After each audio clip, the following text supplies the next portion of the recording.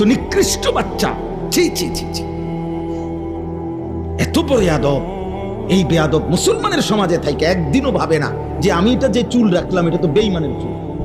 আরে তুই মুসলমানের বাচ্চা, এরম এরম বোকা হইলি কেন? পাগল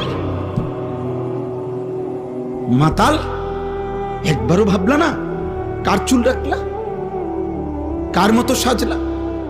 24টা ঘন্টা এক ওয়াক্ত নামাজ পড়লা না, একটা সেজদা দিলা না। বিশ্বাস করেন আমার এটা মনে হইলে শরীর কাঁপ দিয়ে ওটা। আরে রীতিমতো আমি অবাক লাগে আমার কাছে। আর এটা কয় কি, কিভাবে সম্ভব?